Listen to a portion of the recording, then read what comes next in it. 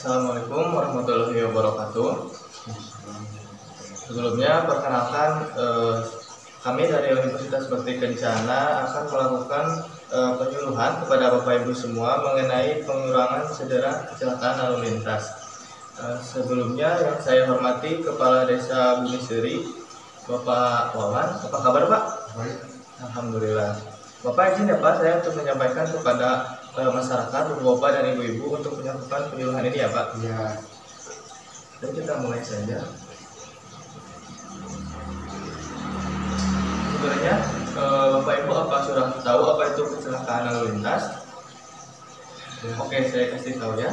Kecelakaan lalu lintas itu adalah kejadian di mana sebuah kendaraan bermotor bertabrakan dengan benda lain dan menyebabkan kerusakan. Kadang kecelakaan ini dapat mengakibatkan luka-luka atau kematian.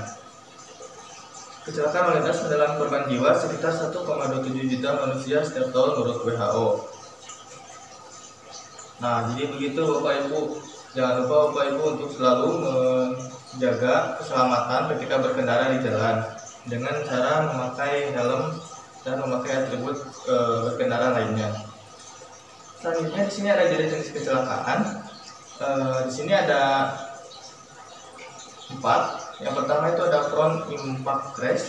Jenis kecelakaan ini sering terjadi ketika seorang pengemudi lengah dan berbicara ketika mengendarai kendaraan. Kecelakaan ini terjadi ketika dua kendaraan bertuburkan dari depan atau sebuah kendaraan menabrak suatu objek.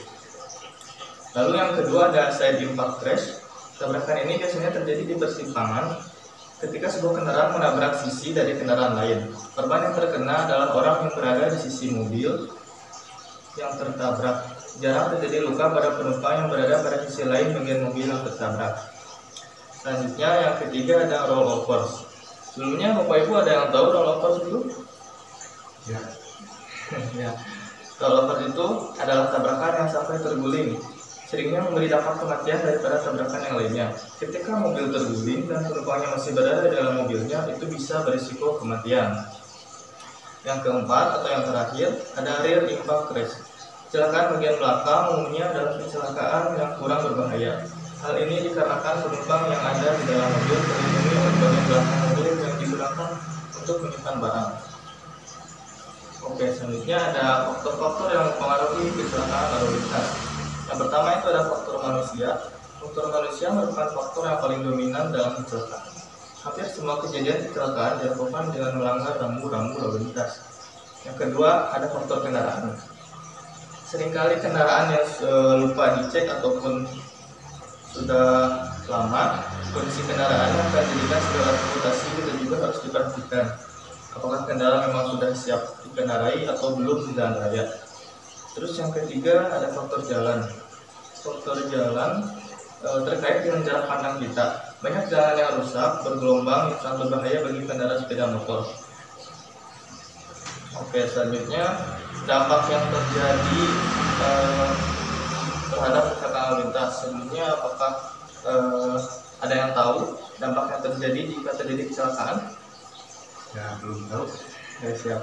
Dampak yang terjadi itu yang pertama bisa meningkatnya korban kecelakaan, yang kedua ketidaknyamanan sesama pengguna jalan, yang ketiga mengganggu jalannya lalu lintas.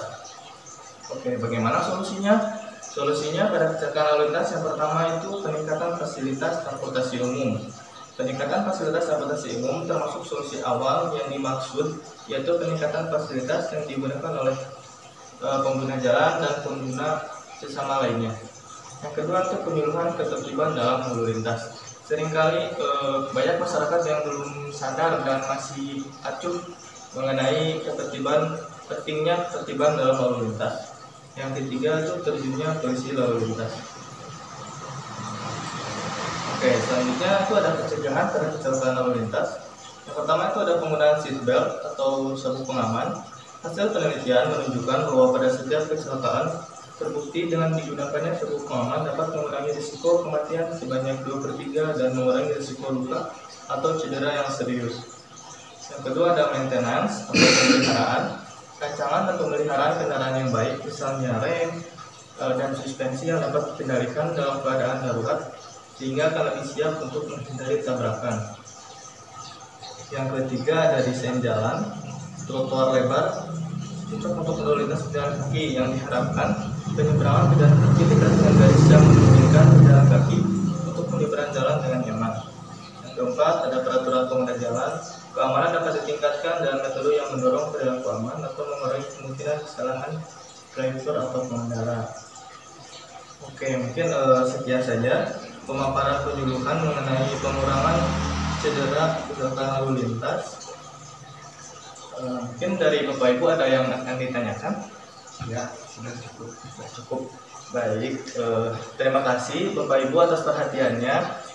Kami mohon maaf atas segala kekurangan dan kesalahan dalam ucap kata.